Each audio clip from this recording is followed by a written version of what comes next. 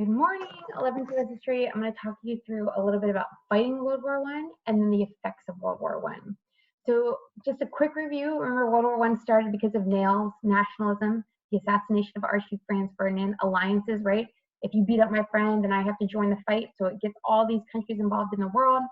The sinking of the Lusitania, Americans were on it, and the Zimmermann telegram proof that Germany wanted Mexico to help them invade the U.S. So once again, it's the Allies against the Central Powers. There were some new things, though, when it came to fighting in World War I. For example, you can see in this picture, these are trenches. They fought with a new style of warfare called trench warfare. It's a defensive style of warfare, and it's very hard to make progress. It's really hard to get things done.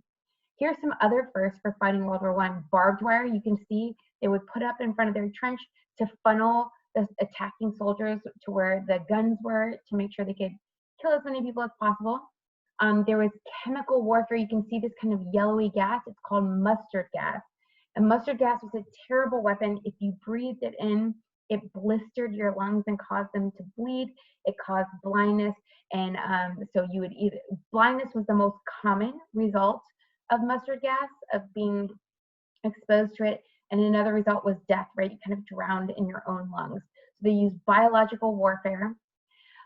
But trenches finally went away at the end of the war. One, because it was so hard to win a war fighting that way. And two, because of the invention of the tank and the airplane, right? In an airplane, you could look down and see where the trenches are and have easy targets. They were like sitting ducks. So that's why you never see wars really fought anymore with trench warfare, because of the invention of the airplane. This is a famous painting of soldiers being led off the battlefield right after the gas was used on them. They can't see. That's why many of them have blindfolds. They have to hold on to each other, and they're being marched off the field because they're blind forever after being exposed to gas. World War I, women used this to finally get the vote. The woman in this picture, her name is Alice Paul. And Alice Paul told President Wilson that you are a hypocrite. You said you're going to help fight against the Germans because you want to spread democracy, and you don't even have democracy at home. You don't even let women vote. And it worked. She chained herself to the White House, and then she went on a hunger strike in jail when they jailed her for chaining herself to the White House, and women were finally allowed to vote. So in 1920, the 19th Amendment allowed women to vote. That's why it's the 100-year anniversary of women voting this year.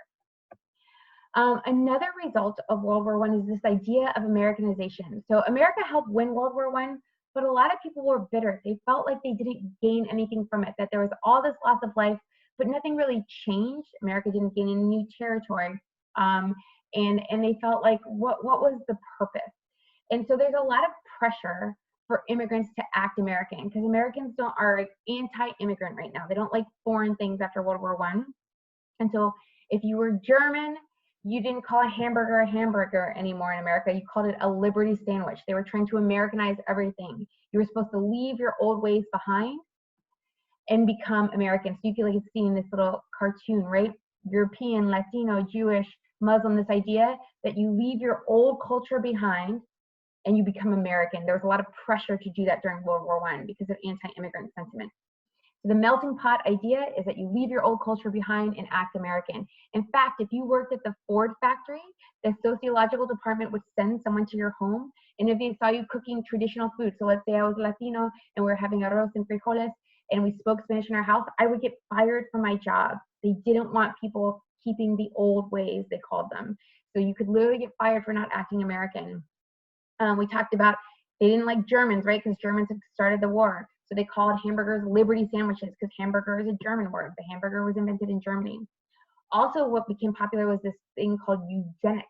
This idea that you could have, that some races were superior to others. We know this is a fake science. This is not a real science, but it became very popular. And because of this, they based America's immigration quota on your desirability of race. So look at these numbers.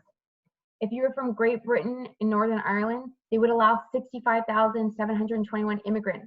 But then look down here, Africa, only 1,000 from the entire continent of Africa.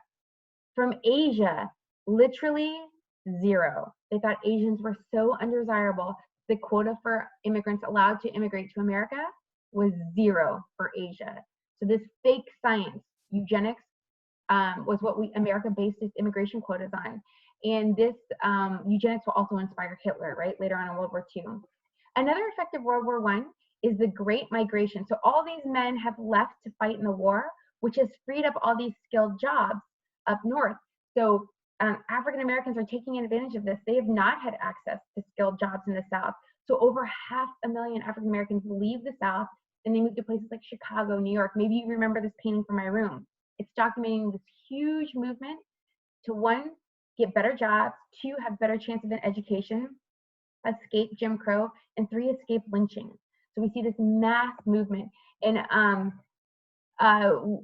it's interesting, like we know that some of the cities today that have the largest African American populations, like Chicago, New York, Detroit, St. Louis, all of that happened because of the Great Migration.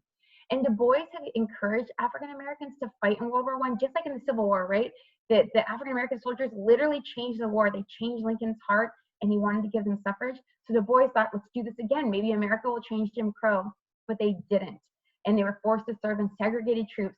And at the end of the war, when they had a big victory parade and all the soldiers marched, they didn't even allow African Americans to march in the victory parade in the US. So the war is over. Once again, the Allied powers, right, beat the Central Powers. So US, France, Britain, Russia beat Germany, Austria-Hungary, and the Ottoman Empire. And Europe is so upset with Germany that they said, you know what, you started this war, you're gonna pay for this war. So reparations is a punishment payment. They said, Germany, you will now pay for all the damages that you caused. So President Wilson, he didn't like this idea, but he kind of went along with it. So Germany has to pay for the entire war as a punishment. Well, here's the problem. That $33 billion that they owe forces them into a depression. Germany doesn't have any money. And then this man comes along and he promises, he says, if you follow me, we'll get revenge on these Europeans for making us pay for this punishment. We'll show the world that we are the greatest empire in the world. And people like that message. They didn't like being poor. They didn't like being in a depression. And so they went along with it. And that person was Hitler. And that's one of the reasons that Hitler came to power, because Germany was forced in the Treaty of Versailles to pay war reparations of $33 billion. It sent them into a depression, and Hitler rose to power. Finally, America felt like they had gained nothing from the war. Sure, they helped Europe, Britain and France defeat the Germans, but they said a lot of people died and nothing changed. Borders didn't change. Germany still isn't acting properly. And so America becomes isolationist. They decide they will no longer help in foreign affairs. They will only concentrate on themselves. If there is a war outside of their borders, they will no longer help. The new foreign policy in America is isolationism. Okay, now that we're finished, head on to Schoology and take the quiz over this lecture. Have a great day.